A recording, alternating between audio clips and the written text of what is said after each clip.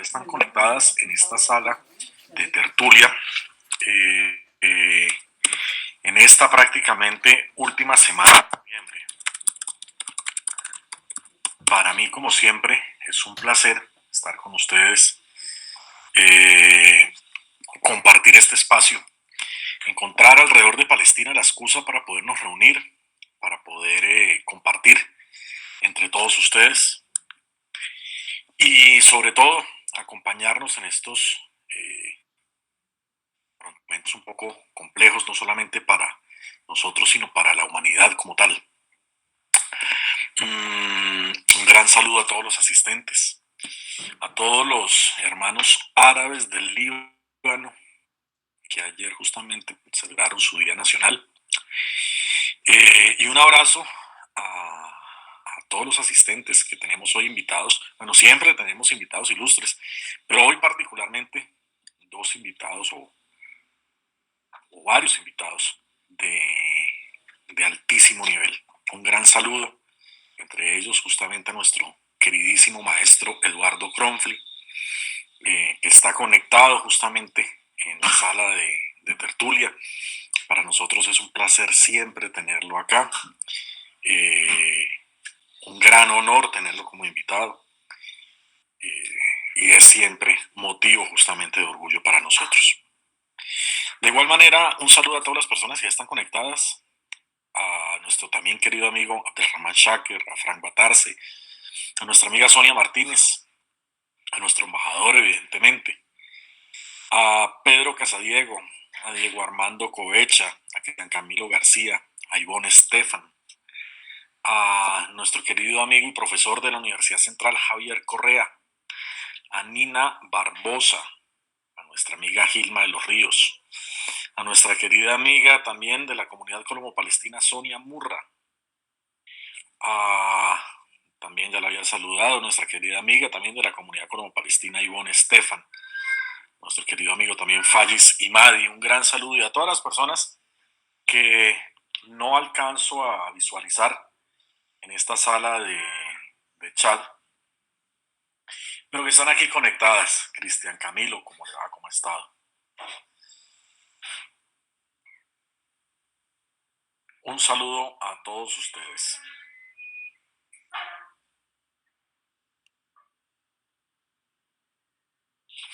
Hoy estamos reunidos justamente para charlar, yo creo que uno de esos temas que históricamente tienen un valor inmenso, históricamente tienen una riqueza maravillosa porque nos hace hablar prácticamente de los orígenes mismos de la humanidad.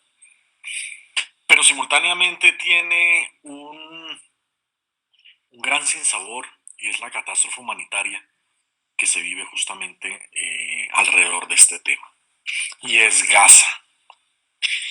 Esa Gaza que nos recuerda el enclave palestino entre esa Palestina milenaria y Egipto, esa frontera, ese pueblo palestino con el pasado faraónico egipcio y con todos los demás procesos que hayan ocurrido, esa misma Gaza de Arafat y esa misma Gaza, sin embargo, tan tristemente golpeada por la ocupación y por las agresiones israelíes.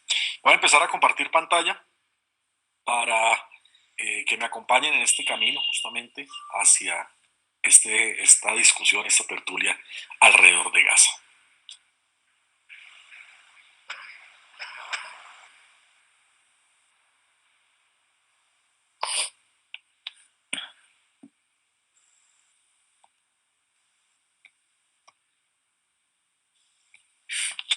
Bien, pensé mucho cómo titularla, pensé mucho sobre esta pregunta. Gaza secas, eh, Gaza secas hubiera sido injusto con la historia. Por lo tanto, bueno, y hablar de Gaza solamente desde la historia es también una visión muy limitada, muy cortoplacista, es desconocer toda esta afectación humana que ha tenido. Entonces quise combinar el título de esta forma, Gaza, historia de un genocidio, un poco para abordar las dos perspectivas. ¿Qué vamos a charlar en esta tertulia? Vamos a mirar cuatro cosas que yo creo que son elementales a la hora de abordar Gaza. Por un lado, Gaza en la memoria. ¿Qué era esa Gaza tradicionalmente hablando? En segundo lugar, Gaza en su definición. ¿Qué es hoy Gaza? ¿Qué es hoy Gaza en el contexto de la ocupación israelí? ¿Cómo han sido las operaciones militares de Israel en Gaza en lo que ha corrido el siglo XXI? Y estas operaciones militares, ¿a qué situación humanitaria han conducido a Gaza? Uno de los cuatro elementos que creo que nos pueden acompañar, nos pueden guiar a tertulia en la tarde de hoy. Sin más demora, entonces, empecemos con el primero de ellos. Empecemos a hablar de Gaza en la memoria. Hablar de Gaza es hablar de una de las ciudades más antiguas del mundo. Hablar de Gaza es recordar a Herodoto en sus libros de viaje, recordar cómo él hablaba de la Pentápolis filistea, y dentro de esa Pentápolis filistea estaba Ashdod, estaba Ashkelon, pero todas ellas giraban alrededor de Gaza, esa ciudad, una pequeña ciudad-estado ya constituida desde cuando menos el 3000 o el 3500 antes de Cristo, totalmente organizada, totalmente organizada. ¿De dónde viene posiblemente el nombre Gaza? De hecho, tendría que remontarnos prácticamente a las lenguas semíticas o prototípicas que llamaban a la ciudad Azah como tal. Esto nos muestra una evidencia justamente de una ciudad antiquísima. Recuerden ustedes que cuando hablábamos de Jericó hablábamos de una ciudad de 11.000 años. Recuerden ustedes que cuando hablábamos de Jerusalén hablábamos de una ciudad de cuando menos 5.000 o 7.000 años. Por lo tanto, cuando hablamos de Gaza, tenemos que hablar de de pronto uno de los materiales de arqueología más interesantes, que son las tablillas de Tel Amarna, que nos ubican a Gaza casi desde el periodo 15 antes de Cristo, por allá para la época del faraón Tutmosis III. Estamos hablando entonces de una Gaza de cuando menos el 1500 o el 1800, articulada con esa proyección de poder del imperio egipcio. Esta Gaza sirve entonces de bisagra para comunicarse entre los pueblos del Nilo y los pueblos de la Medialuna Fértil. Posteriormente, esta Gaza va a interactuar con todos los procesos de invasión que vio Palestina entre el siglo XV a.C. y la actualidad. Procesos de invasión que tuvieron un periodo macedónico, un periodo griego, un periodo babilónico, un periodo asirio. Alejandro Magno pasó por Gaza, entre otras cosas, en su camino hacia el Valle del Nilo y hacia Alejandría. Antes de Alejandro, Ciro. Y cada uno deja entonces en Gaza su legado, de tal manera que la arqueología moderna puede identificar en Gaza periodos helenísticos, periodos romanos, periodos bizantinos y periodos árabes. De hecho, Gaza, hablando de los periodos árabes, tiene su lugar muy fuerte dentro de las cruzadas. Gaza fue tomada justamente en esa primer cruzada, fue tomada hacia el año 1100, fue conquistada por los europeos cruzados, ubicándola como uno de los puntos más importantes de apoyo para el suministro y el sostenimiento de la operación militar como tal de conquista que estaban haciendo los cruzados en contra específicamente de Jerusalén. Luego vuelve a control musulmán, más o menos por ahí para el 1187, más o menos también en el marco de la reconquista musulmana de todas las otras ciudades que habían caído temporalmente en manos cruzadas europeas. Gaza ininterrumpidamente tuvo una comunidad judía que coexistía con la comunidad musulmana y coexistía con la comunidad cristiana en Gaza. Es fundamental hablar entonces de esta coexistencia porque nos recuerda que esta coexistencia era de toda Palestina. Palestina cabía el musulmán junto con su hermano cristiano, junto con su hermano judío. Vale la pena reafirmarlo porque el sionismo nos ha vendido la idea que los judíos para ir a Palestina, para ir a sus lugares santos, tenían que partir Palestina en dos y crear un estado encima, crear el Estado de Israel, para garantizar, entre comillas, sus derechos en esta tierra rica y bendecida 3 veces por Dios. Esto no es cierto. Los judíos, al igual que los cristianos, al igual que los musulmanes, ya podían ir porque en Palestina cabían todos. La comunidad judía de Gaza, después que los europeos cruzados la atacaron y la acosaron al igual que acosaron a los locales musulmanes, fue restituida parcialmente en el periodo otomano y posteriormente al periodo otomano coexistió con los palestinos hasta que se fundó el Estado de Israel encima de Palestina histórica. Esta Gaza también nos recuerda entonces a Arafat, a nuestro gran líder Arafat, a nuestro padre Arafat, que tenía en Gaza justamente su pequeña patria, su pequeño hogar, al igual que Jerusalén. Una Gaza, por lo tanto, que de no haber sido por la ocupación israelí, hubiera sido uno de los faros de historia del Medio Oriente. Hubiera sido tan importante como Alejandría, hubiera sido tan importante como Damasco, hubiera sido tan importante como Hebrón, como Jerusalén, como Belén misma. Pero que infortunadamente hoy, por la ocupación israelí, la entendemos de otra manera. La entendemos asociada a esa violencia, la entendemos asociada a esos ataques israelíes y la entendemos asociada a la destrucción.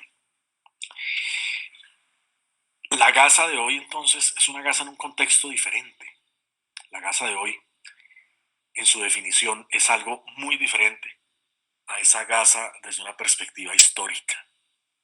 La Gaza de hoy es una Gaza que hay que analizarla a partir de la partición.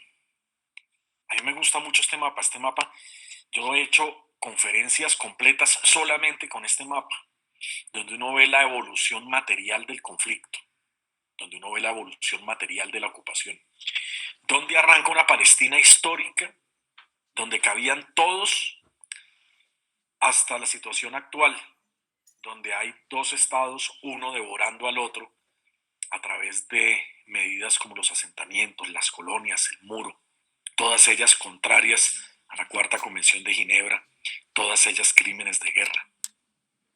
Pero en este mapa vemos la injusticia que se cometió el 29 de noviembre de 1947, una fecha que, entre otras cosas, los invito desde ya, se conmemora desde los 70, desde los años 70, se conmemora por las Naciones Unidas el Día Internacional de Solidaridad con el pueblo palestino el mismo 29 de noviembre, un poco las Naciones Unidas transmitiendo el mensaje simbólico, reconociendo ese error histórico, ese error estructural que cometieron el mismo día de 1947.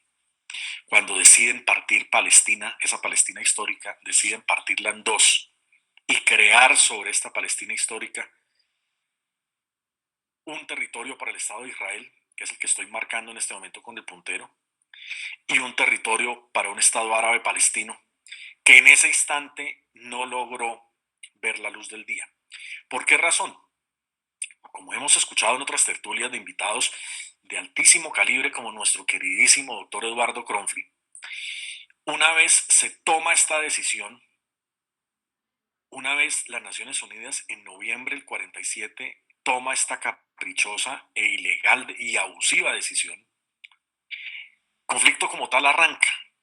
Y para el año siguiente, para el primer semestre de 1948, Israel había corrido sus fronteras y ya no se ubicaba en el 56% de la tierra palestina, sino se ubicaba en el 78% de la tierra palestina, que es básicamente el mapa que está al lado, que está mal fechado inicialmente porque realmente esta fecha no sería 1967, este mapa no se construyó en el 67, se construyó a partir del 48 y vivió hasta el 67, porque en el 67 Israel también hizo trizas este mapa. Pero al primer semestre del 48, cuando Israel amplía su territorio del 56% de territorio palestino al 78% del territorio palestino, vemos que esa pérdida territorial hace que este triángulo al norte de Palestina, que es el triángulo donde están ciudades cristianas como Nazaret, pasa del lado israelí. También vemos como el contexto, el contorno de Cisjordania se achica para quedar ahora en control israelí. Vemos cómo se le hace una cintura a Cisjordania. Esta cintura corresponde a la captura que hace Israel, al robo que hace Israel de Jerusalén occidental, que el Plan de las Naciones Unidas la consideraba como una ciudad internacional, pasando ahora a control israelí.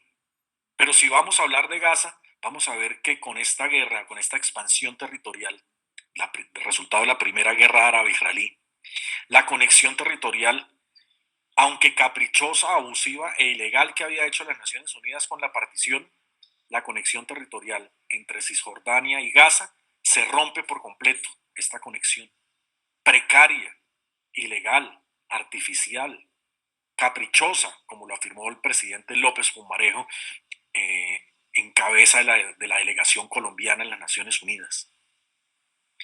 Caprichosa totalmente.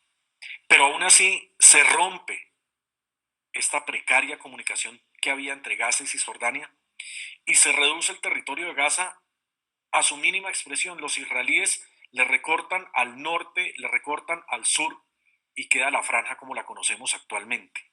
Esta es la franja de Gaza.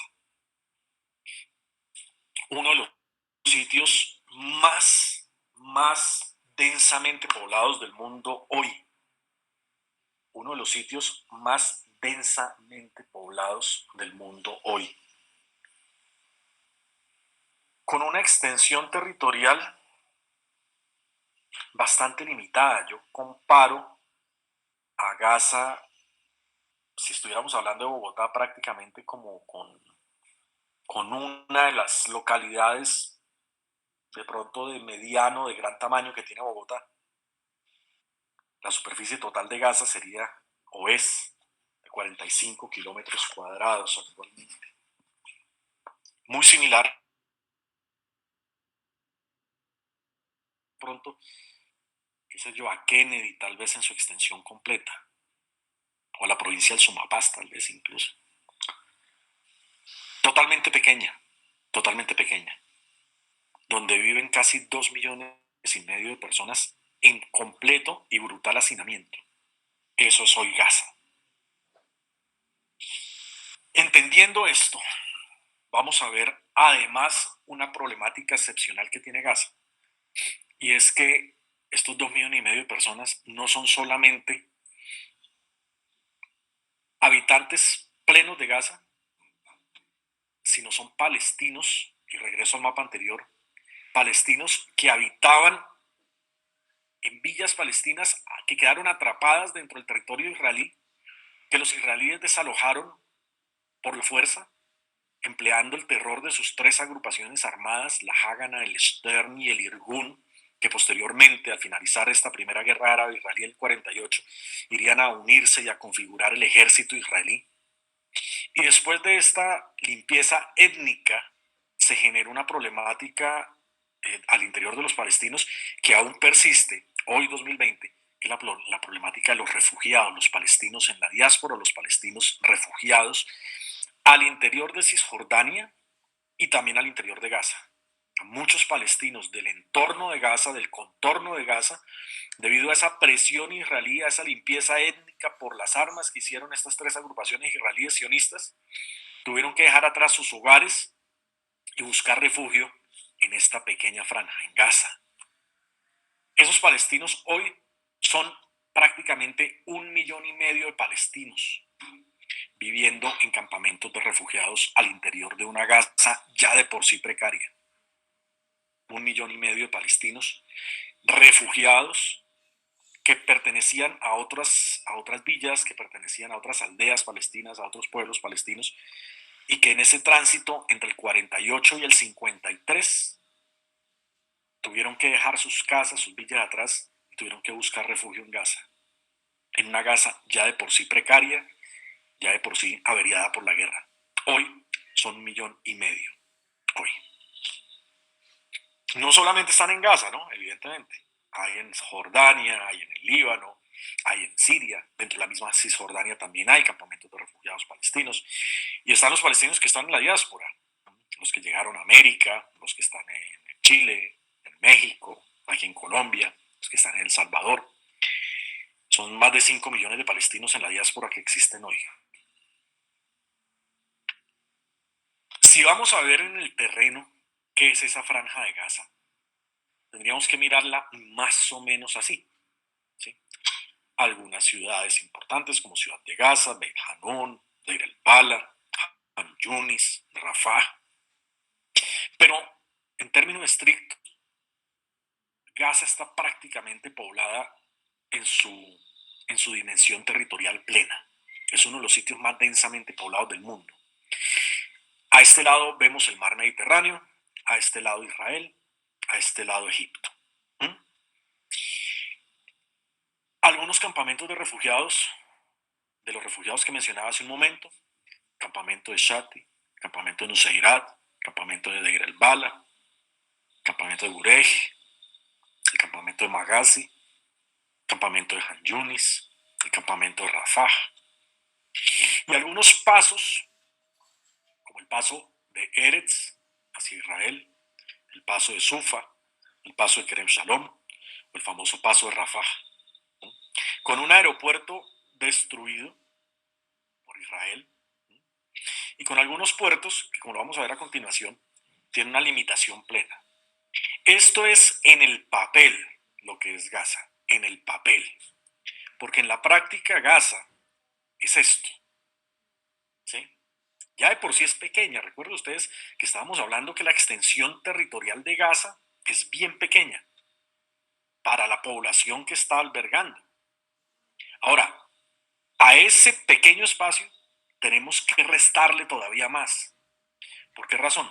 Porque aunque la frontera de Gaza sea esta línea punteada, le regreso al mapa anterior para que se vea con más claridad, aunque la frontera de Gaza sería esta, y adelanto el mapa nuevamente, o sea, esta línea punteada, aunque la frontera de Gaza sea esta, Israel dice que debe haber una zona desmilitarizada, una zona de contención militar, como lo llaman ellos, de la línea de frontera hacia adentro de 3 kilómetros.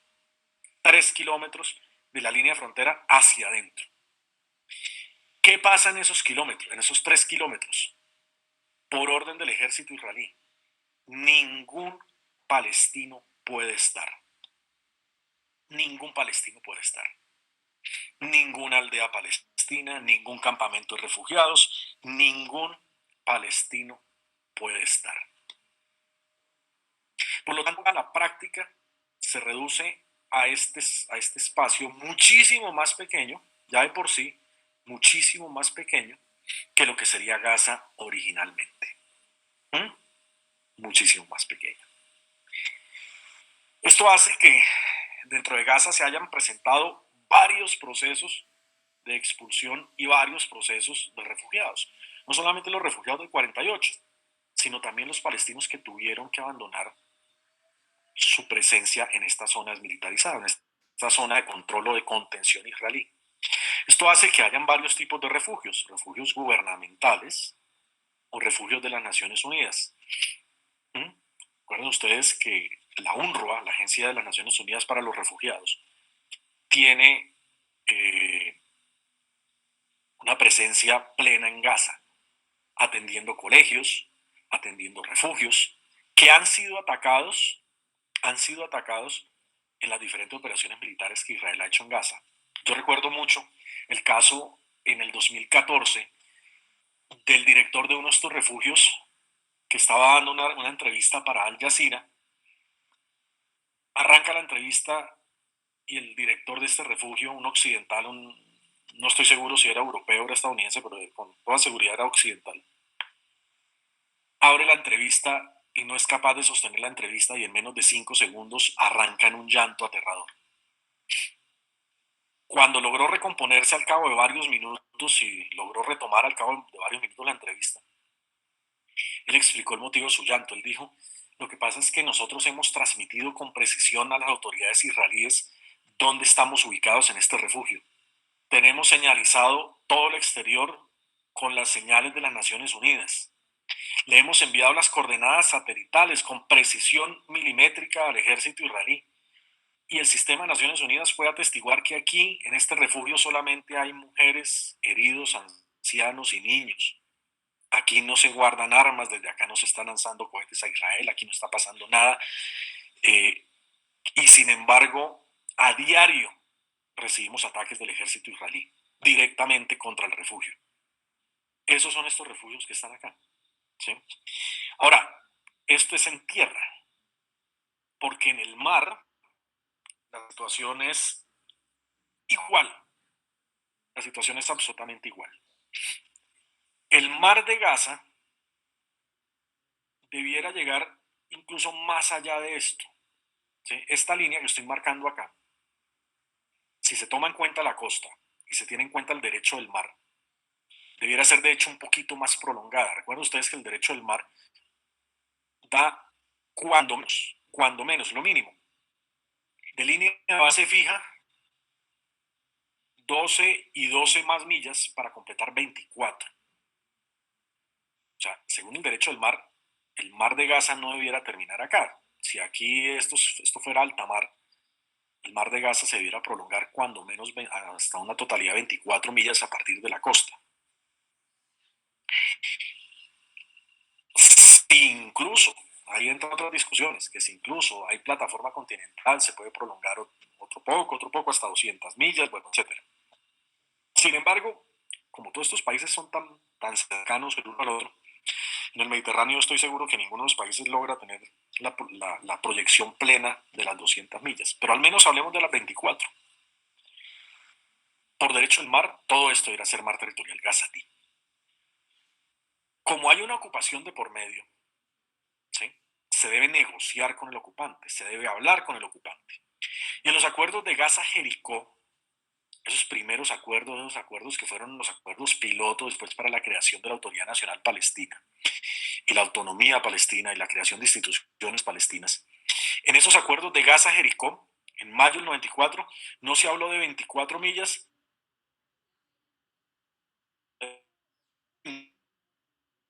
20 millas. Pero esas 20 millas en el 2002 se redujeron a 12. Las redujo Israel. Después en el 2006 las redujo a 10. En abril. En octubre del mismo 2006 de 10 las bajó a 6. Y a partir del 2009 el límite impuesto por la Marina israelí a los pescadores de Gaza son 3 millas náuticas a partir de la costa. Este pedacito nada más. Cuando, insisto, el derecho al mar les da hasta 24 y los acuerdos de Gaza-Jericó que firmó Israel y que obligan a Israel hablaban de 20. Hoy Israel, sin embargo, impone 3 millas náuticas nada más. 3. En esas 3 millas náuticas, la pesca que se logra es una pesca mínima. Prácticamente ni siquiera una pesca de subsistencia. Es una pesca mínima. Ahora, adicionalmente a eso, si ustedes ven, esto se ve con más claridad en este mapa.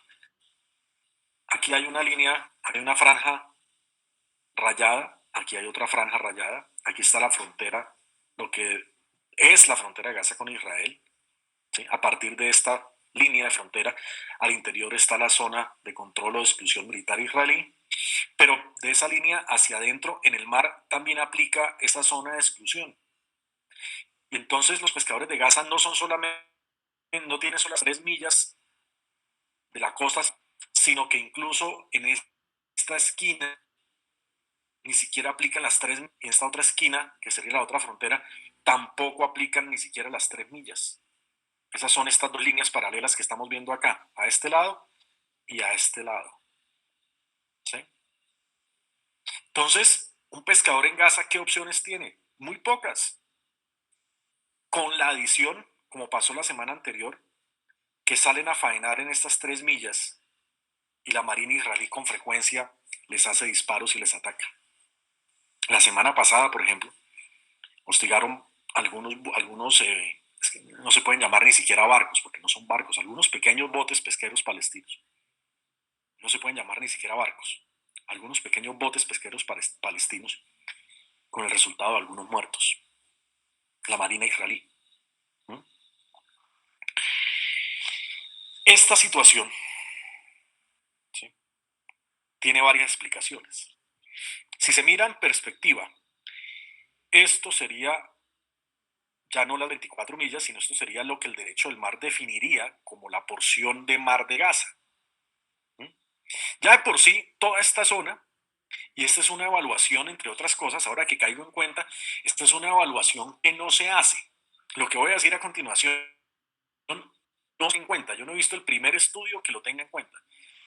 Cuando uno habla de la creación de Israel encima de Palestina, uno dice Israel se adueñó del 78% de Palestina. ¿Sí? Se adueñó de todo esto y dejó a Palestina en el 22%, haciendo referencia a Cisjordania, a Gaza y a Jerusalén Este. Pero ese enfoque está errado. Si me permiten ponerlo en estos términos, está errado. Israel no se quedó con el 78%, se quedó con más, con mucho más. ¿Y por qué digo que se quedó con mucho más? Porque si sumamos el territorio marítimo con el territorio continental de Palestina, Israel se quedó con muchísimo más que el 78%, porque se quedó prácticamente con la totalidad del mar palestino. Toda esta costa era palestina, todo este mar era palestino. Y ahora esta gran porción de mar es israelí, y a Gaza o a Palestina en general, de todo su mar, le quedó ahora este pedacito limitado a una milimétrica franja de 3 millas a partir de la costa. Entonces, si metemos lo marítimo al análisis territorial, Israel se quedó con más del 78%, entre otras cosas. Al lado está el mar libanés, al otro lado está el mar egipcio. Y estas zonas, estos mapas son muy importantes para entender por qué Israel se ha querido adueñar también del mar de Gaza, porque es que allí hay recursos. Ok, no son los mismos recursos al nivel del Golfo, no es el mismo recurso, no es el mismo nivel de recursos que tienen, por ejemplo, las petromonarquías del Golfo Pérsico, pero hay recursos. Entonces, en el mapa a la izquierda vemos zonas de prospección para exploración y explotación petrolera y de gas. Vemos reservas probadas en rojo, vemos reservas potenciales.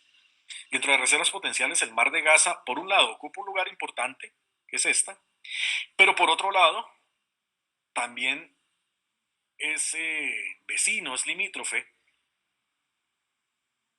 de uno de los grandes riesgos, entre comillas, de gas que tiene Israel, que es este. Ahí se ve con más claridad. Estos yacimientos de gas hacen que muy seguramente en el mar de Gaza también alcance a haber gas, también alcancen a haber recursos petroleros, que por el solo hecho de no explotarse, terminan beneficiando a Israel, quien sí los explota desde el otro lado.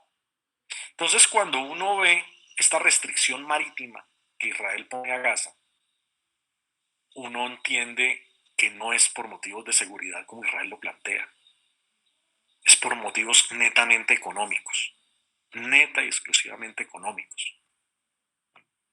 No es por motivos de seguridad.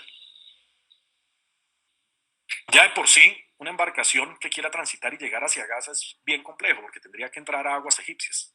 De entrada, tendría que ir a aguas egipcias.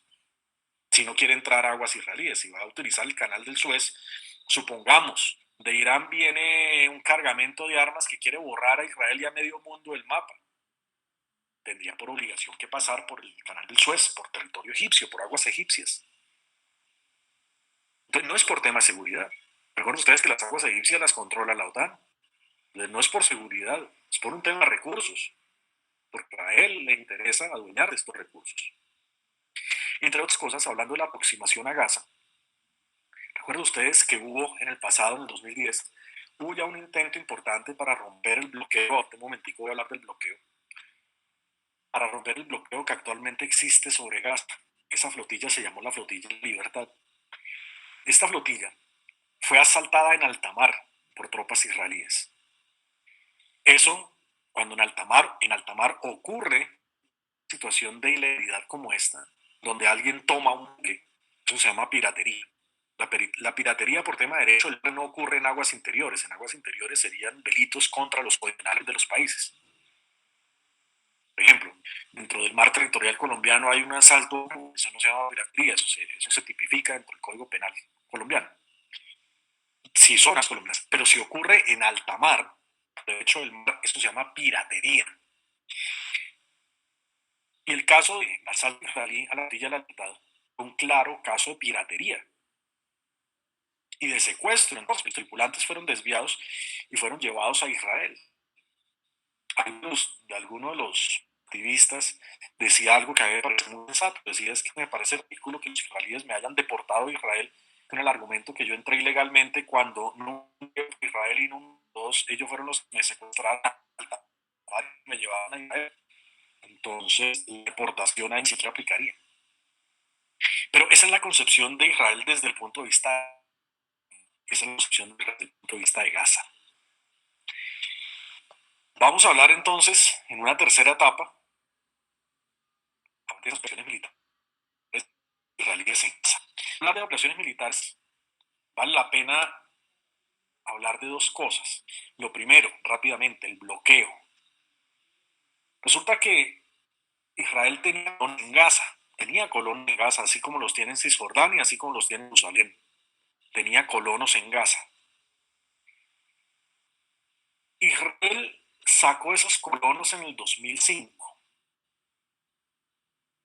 y presentó esta situación a la comunidad internacional. La presentó como un gran gesto de buena voluntad y un gran gesto de compromiso con la paz. Yo siempre cuestiono esto, porque no fue ese gran gesto que Israel plantea. Por un lado, esos colonos que estaban botados en Gaza, Israel se los lleva a un sitio geopolíticamente más importante para los intereses de Israel. Los sembró en Jerusalén Este y los sembró en Cisjordania. Estando en primer lugar.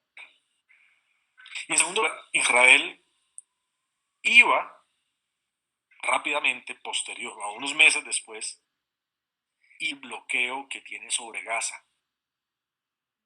Y mucho este bloqueo si tuviera los colonos por dentro. Entonces la sacada de los colonos de Gaza no fue ninguna velocidad. Fue sencillamente fue eliminar un obstáculo que tenían para hacer el bloqueo y en segundo lugar llevarlos a un sitio geopolíticamente más importante.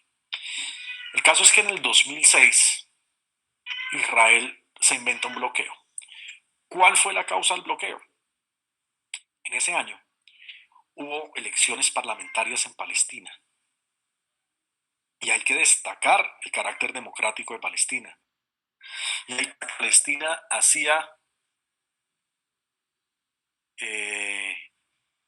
y hay que destacar que en Palestina no se hablaba de una monarquía. Hay que destacar incluso que en Palestina ni siquiera se hablaba de concentración del poder porque hay un gobierno mixto que separaba o separa el primer ministro del presidente. La estructura, la arquitectura institucional que tiene Palestina en su sistema político es una arquitectura institucional totalmente occidental que garantiza la pluralidad, que garantiza la participación y que garantiza la no concentración del poder. En las elecciones del 2006, vigiladas por la comunidad internacional, elecciones parlamentarias de 2006, la mayoría parlamentaria fue lograda por Hamas. En una participación altísima en la población y con una verificación, una certificación de parte del Consejo Nacional que fueron elecciones limpias. A nosotros, cada quien de nosotros puede tener su apreciación sobre Hamas. Algunos más críticos, otros más laxos. Pero independiente de la posición que cada uno de nosotros pueda tener sobre Hamas, el caso es que ganó las elecciones parlamentarias del país en un proceso legítimo, en un proceso legal. ¿Qué dijo Israel en ese momento? Dijo, yo no voy a aceptar un sistema político, un gobierno palestino, no voy a aceptar un gobierno palestino con Hamas. Y tienen los palestinos que resolver el asunto, tienen que volver a hacer las elecciones en un resultado que me guste a mí, no que le guste a los palestinos, sino un resultado que me guste a mí, Israel. Y si no es así, pues aténganse a las consecuencias. En efecto, elecciones no volvió a haber. Y entonces hubo consecuencias. ¿Y esas consecuencias cuáles fueron? El bloqueo. Bueno, entre varias, porque hay que decirlo que Israel secuestró a la totalidad prácticamente de los parlamentarios palestinos que se atrevieron, que tuvieron el atrevimiento, diría Israel, de lanzarse a la política a nombre de Hamas, ganar un escaño.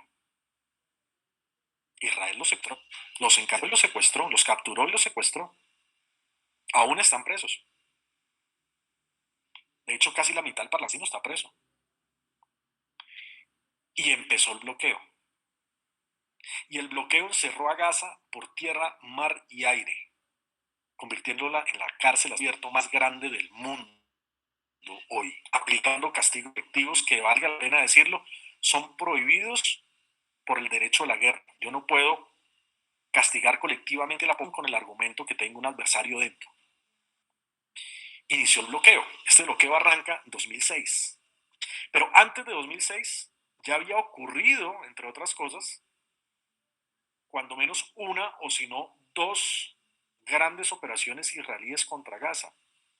La primera, que se llamó Escudo Defensivo, entre marzo y abril del 2002, donde las víctimas gazatíes superan las 250 personas en cada uno de los meses, ¿no? O sea, entre marzo y abril juntaron casi 500 personas, poco más de 500 muertos. Esta operación israelí en Gaza se tiene que entender en el contexto de la intifada. ¿Por qué razón? Porque aunque los realmente pisaron el acelerador, llamémoslo así, en marzo y abril, eso no quiere decir que en los otros meses Israel no hubiera cometido asesinatos en Gaza, sí los cometió permanentemente. Esta incidencia de muertos que estamos viendo acá en esta franja como color de lila son los muertos que hizo Israel y de hecho en el resto de Palestina también, en el contexto de la intifada. Esta operación se repitió, tuvo su eco, tuvo su réplica en el 2006, en una operación que se llamó Lluvia o Brisa de Verano. Les cuento a manera, esta operación fue la que me motivó a mí a aproximarme a la embajada decididamente. Yo ya había venido trabajando el tema medio oriental, yo ya había venido trabajando el tema palestino-israelí como académico, como profesor universitario, pero fue en esta operación donde yo me aproximé a la embajada y empecé a trabajar como consejero político de la embajada, como asesor político, en junio del 2006, a partir de esta lluvia de verano. En esta Israel ataca Gaza, en junio, de esas elecciones que les acabo de mencionar. En los meses siguientes siguió la agresión israelí con Gaza, resultado de esas elecciones. Después, 2008, ya estando el bloqueo, recuerden ustedes que el bloqueo arranca en 2006, a partir del 2006 ha habido 3 grandes operaciones militares contra Gaza por parte de Israel, más una cuarta diluida. Las 3 primeras concentradas diluida. La primera, las 3 concentradas, plomo fundido. Entre diciembre del 2008 y enero del 2009, coincidiendo con la finalización del periodo del presidente Bush Jr. en Estados Unidos y la posesión del presidente Obama. En ese momento, en esos días, donde hay un presidente saliente que no está interesado en tomar decisiones ni asumir compromisos, y un presidente entrante que no puede hacerlo, en ese paréntesis, Israel atacó Gaza, más de 1.400 personas muertas en Gaza. 400 en diciembre, un poco más de 1.000 en enero. 17 días. Después de esta operación Plomo Fundido, las Naciones Unidas hizo una investigación que lideró casualmente un judío estadounidense, Richard Goldstone, y se produjo el informe Goldstone. Y en ese informe Goldstone se enumeraba uno a uno los crímenes de guerra que la investigación encontró que Israel cometió en Gaza en esta operación. Pero no solamente se enumeraban, sino que se le imploraba a la comunidad internacional que por favor castigara a Israel, porque muy seguramente no recibir castigo iba a sentirse estimulada a repetir esa operación y esa destrucción más adelante, como en efecto pasó. ¿Qué le pasó a Richard Goldstone, sin embargo, siendo judío estadounidense, que él, o perteneciendo a la comunidad judía? Que los mismos lobbies sionistas se encargaron de presionarlo al extremo, de tal forma que él con los años tuvo que retractarse parcialmente de ese informe. En 2012 ocurrió la segunda de las 3 grandes operaciones militares israelíes después del bloqueo, que fue Pilar Defensivo. Como dato curioso, a mí me agarró esta allá en Palestina. Yo estaba en Cisjordania, estaba en Ramallah, y fui testigo de la presión que incluso en Cisjordania se hacía y se vivía en ese momento producto de esta operación militar israelí contra Gaza. Noviembre del 2012. 10 días, casi o un poco más de 200 muertos. Y se repitió en 2014 con margen protector. Julio y agosto del 2014. Entre julio y agosto, 2.400 personas muertas. Aquí ocurrió algo, bueno, en todas ocurren cosas vergonzosas, pero particularmente en esta, la comunidad internacional fue bastante crítica con Israel por el número de víctimas civiles y por el nivel de destrucción. Y me han escuchado la anécdota en otras ocasiones. El embajador israelí aquí en Colombia, ante una entrevista de un medio de comunicación, dijo que las bajas civiles pertenecían a una categoría de conducción de operaciones militares que se llama daño colateral. Y el periodista le contrapreguntó y le dijo: ¿cómo va a decir usted que es daño colateral cuando el 85% de las víctimas son civiles? Eso no es daño colateral, eso quiere decir que usted dirigió el fuego a conciencia en contra de la población civil. La respuesta le fue ponerse bravo y decir que el medio de comunicación estaba favoreciendo el terrorismo. Esta operación dejó arrasada a Gaza. Y la cuarta, que es una operación diluida, llamo yo, porque no ocurrió en un día, en un mes específico, sino a lo largo del 2008 y buena parte del 2018 y buena parte del 2019, está enmarcada en algo que se llamó, unas protestas que se llamaron la Marcha del Retorno, particularmente encendidas el 14 de mayo del 2018, coincidiendo con la inauguración de la Embajada de Estados Unidos en Jerusalén,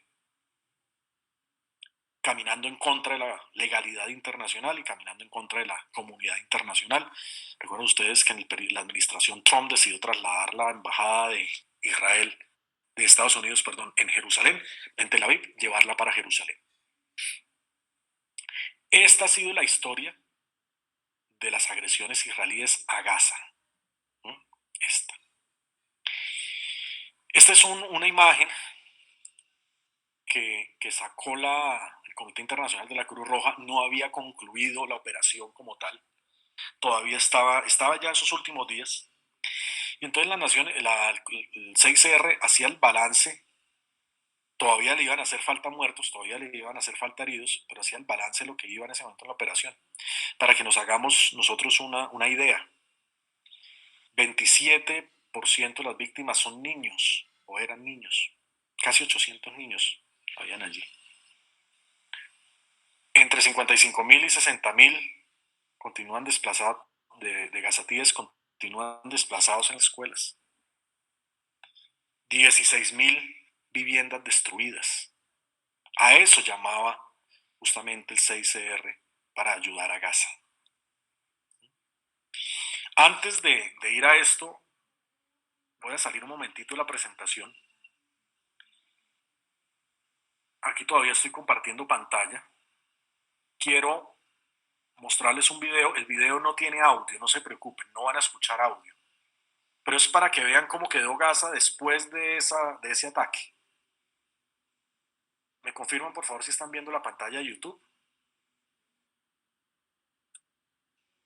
Sí, doctor. Sí. Sí, señor, okay. Sí. Perfecto. Voy a poner el video a continuación. Así quedó Gaza para que nos hagamos una idea de la destrucción del 2014.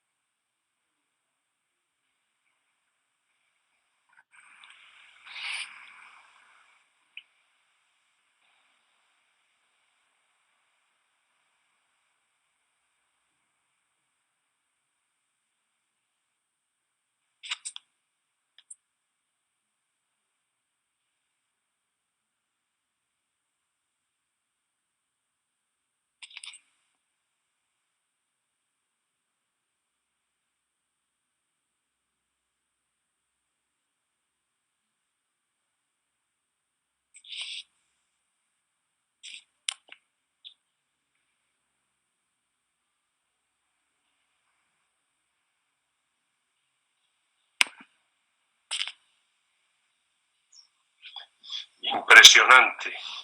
Esa es la destrucción de Gaza. Esa es la destrucción de Gaza. Voy a poner de nuevo la presentación.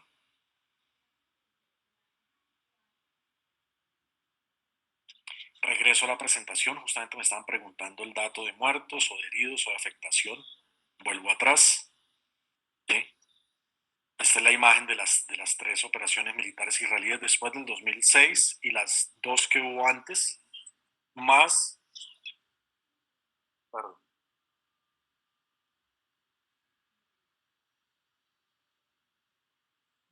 Continúo reproduciendo el video y entonces tenía aquí interferencia de audio. Con los respectivos datos. ¿Sí? Con los respectivos datos. Bien.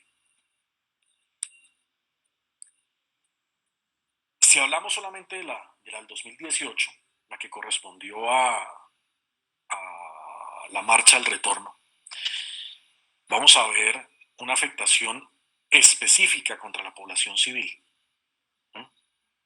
Y no solamente contra la población civil, sino una afectación específica contra la juventud en Gaza. El porcentaje de muertos o de heridos o de lesionados permanentes que dejó el ejército israelí enfrentando estas protestas palestinas del 2018 al 2019 se ensañaron prácticamente contra los jóvenes palestinos. Encontramos casos, y se pueden registrar fácilmente a partir de las investigaciones de Naciones Unidas, de fuego israelí de francotiradores dirigidos contra palestinos discapacitados, contra personal médico, como la enfermera, la jovencita Razan al-Nayar, que fue un caso muy conocido, contra periodistas, utilizando, entre otras cosas, munición ilegal, o haciendo disparos de tal manera que buscaban la incapacidad permanente del otro, buscando, por ejemplo, generar pérdida de miembros o generar una afectación permanente en el otro. Esa fue la represión israelí a la marcha al retorno. En el momento, insisto, en el cual esto estaba ocurriendo en Jerusalén. Estados Unidos estaba trasladando su embajada de Tel Aviv a Jerusalén. Acá es donde uno se pregunta con qué cara la administración Trump puede decir que estaba buscando la paz entre Palestina e Israel, o con qué cara va a decir la administración Trump que su, entre comillas, propuesta del siglo es una propuesta balanceada. De ninguna forma, de ninguna forma. Estas son imágenes de la marcha al retorno. Como les digo, esto ocurrió entre el 2018 y el 2019. Ahora la situación actual, para entrar en una última etapa de esta tertulia. ¿Cuál es la situación humanitaria actual de Gaza?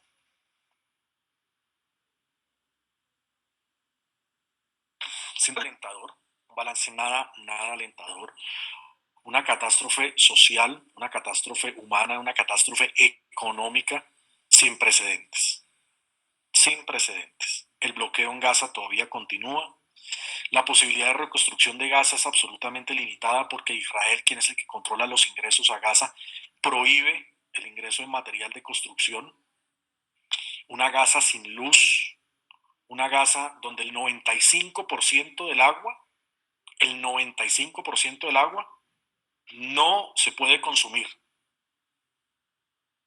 No se puede consumir. Los gazatíes no tienen ni siquiera agua potable. Donde el acceso diario a luz se reduce a unas pocas horas, afectando obviamente la cotidianidad de los gazatíes, afectando los hospitales, afectando el sector económico, afectándolo todo.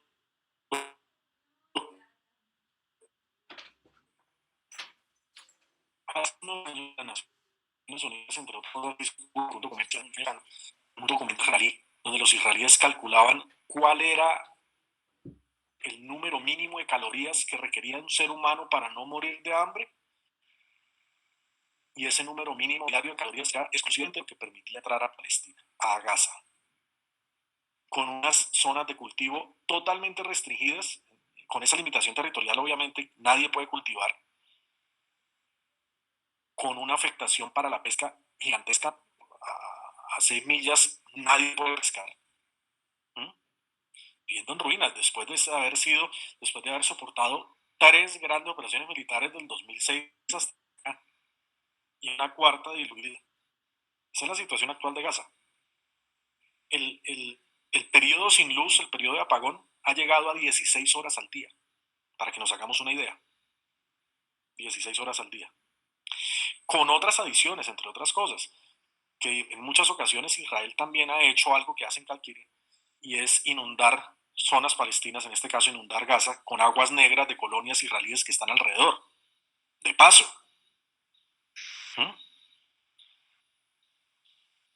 12 horas de electricidad al día, en promedio han llegado a 16 horas al día sin luz.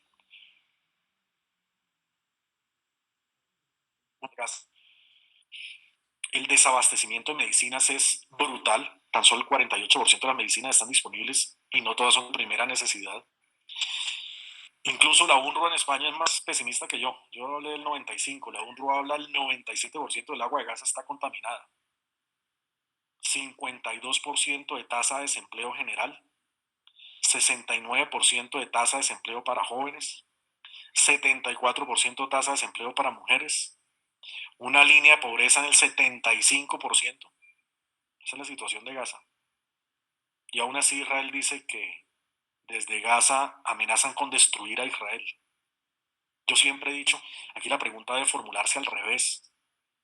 ¿Quién está amenazando? ¿Quién amenaza con destruir a quién? Si los gazatíes a Israel o Israel a los gazatíes y de paso al resto de los palestinos. Una Gaza entonces sin luz.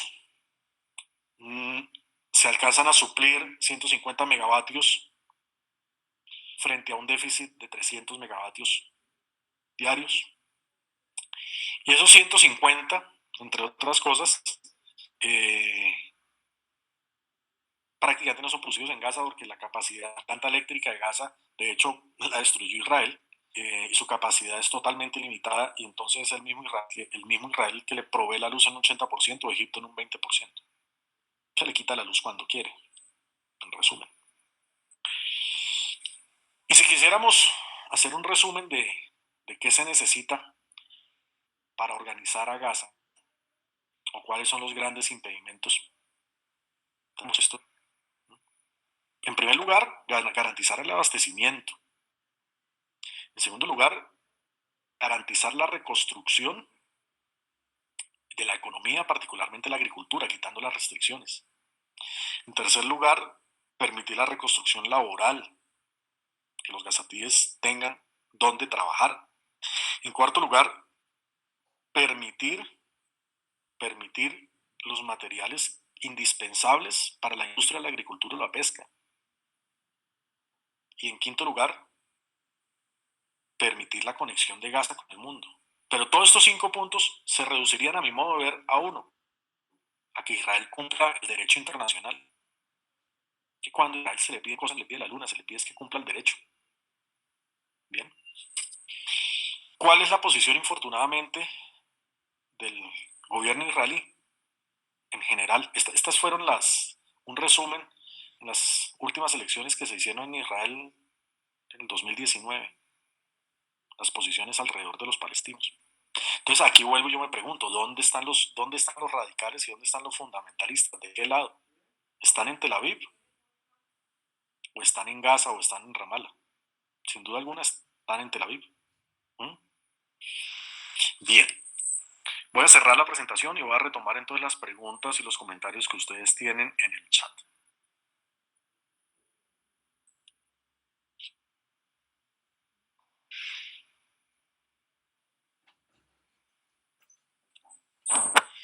Bien. Y hay bastantes preguntas y bastantes comentarios. Escribe Sonia Martínez, excelente título.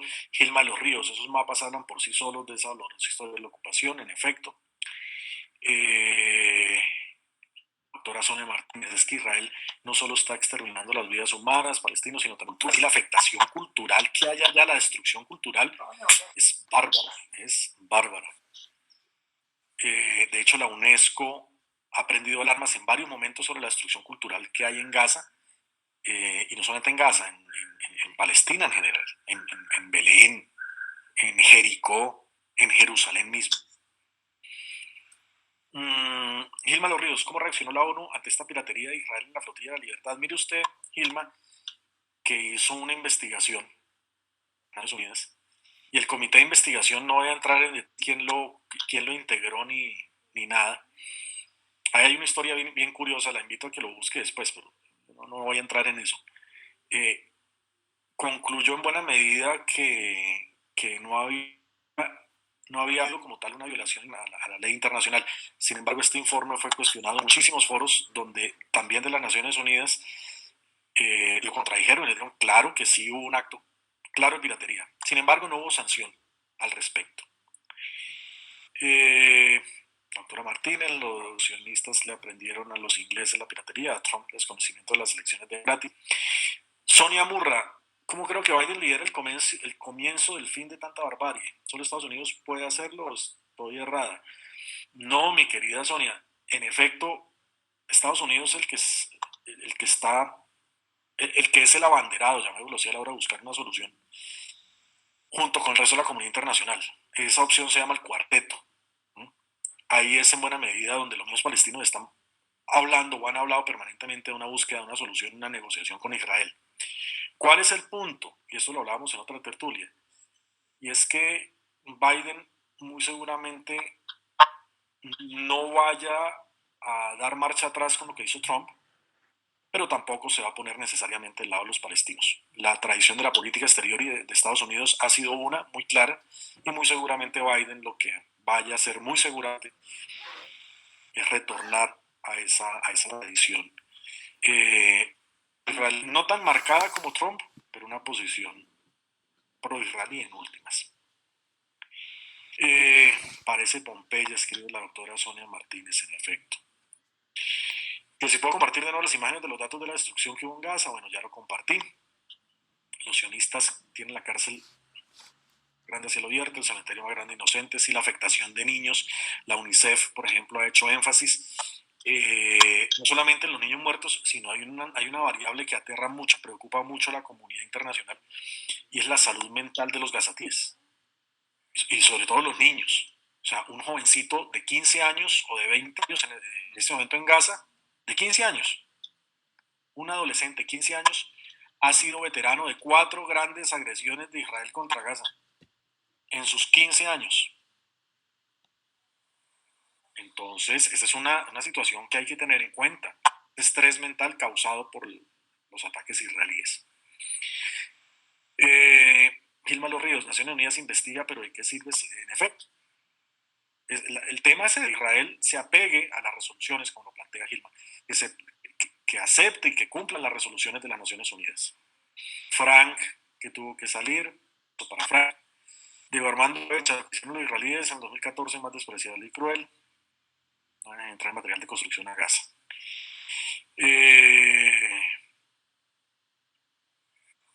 En efecto, esta tertulia de hoy, como lo plantea la doctora Sonia, es de hecho una preparación para la tertulia del próximo lunes. Este miércoles, bien, hay una tertulia, pero el otro lunes vamos a retomar el Día de Solidaridad con el pueblo palestino el 29 de noviembre con un gran invitado. Pregunta Sonia Murra que cómo ayudar económicamente mandando dinero a través de UNRWA. A través de UNRWA, sobre todo, a Agencia de Naciones Unidas para los Refugiados Palestinos, y en particular desde UNRWA España, me atrevería yo a decir. Nosotros aquí en Colombia tuvimos invitada a la directora de UNRWA España hace un año, un poco más, mentiras, y ella hizo una radiografía mucho más clara y mucho más cruda que la que pude hacer yo en este momento. Entonces, a través de UNRWA se pueden canalizar todas las asistencias, las ayudas que se requieren. Pregunta Diana que si uno puede visitar Gaza. No, definitivamente no. No tanto porque los palestinos no quieran, definitivamente no es por eso, sino porque Israel impide que a Gazas entre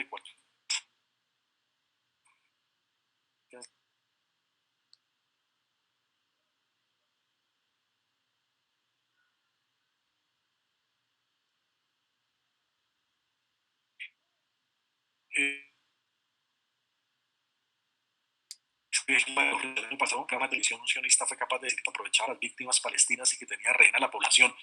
Lo dicen con frecuencia, Gilma. La licencia israelí por emparse y trasladar a los mismos palestinos la responsabilidad permanente, ya se paran de comunicaciones y de propaganda que se llama Hasbara. En resumen, le echan la culpa, reconoce el que arrasó Gaza fue Israel, ellos dicen la culpa es de los mismos gazatíes. Escribo en esa ayuda para entrar a Gaza las que el mismo Israel autoriza para entrar. Héctor Rodríguez, ¿cómo tiene la situación de Palestina y Gaza en medio de la pandemia no crítica? La primera oleada fue relativamente controlable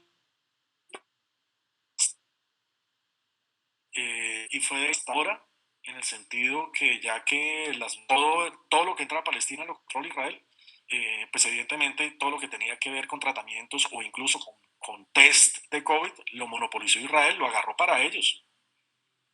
Entonces en Palestina hay donde se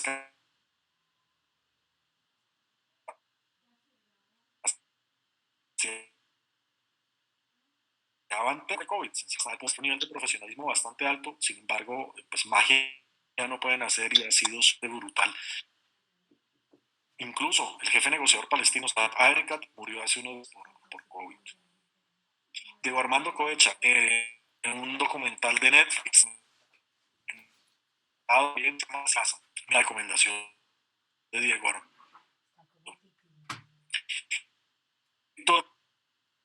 Rodríguez, ayudas humanitarias para Palestina, mi que es Sonia, la más recomendable, hay varias, pero la que yo más recomendaría en este punto sería la UNRWA, de Naciones Unidas, los refugiados palestinos.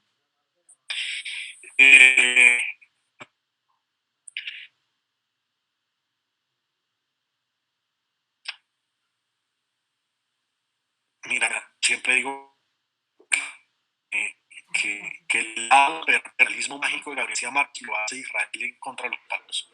y se queda cortico lo que uno se puede imaginar. Realmente, yo insisto, por eso yo insisto mucho, no se queden solamente en estas tertulias con las charlas o con la lectura de un libro. Si ustedes realmente quieren conocer sobre, cuando puedan ir, vayan y observen ustedes en el terreno, realmente. María Cristina Garzón, ¿cómo hacen las personas para poder sobrevivir sin agua teniendo en cuenta el bajo porcentaje de agua potable? Los gazatíes, uno se puede comunicar con ellos con restricciones, pero uno se puede comunicar por internet con muchísimas restricciones, entre ellas la ausencia de luz. Y la administración solamente apunta a asistencia humanitaria, o sea,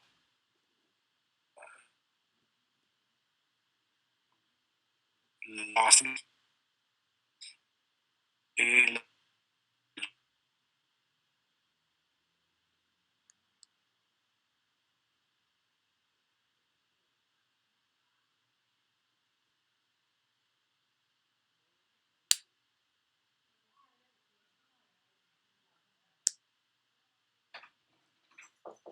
Estamos en punto que. Mira qué pena. ¿Desde internet? No, no le he preguntado. Pero es que ya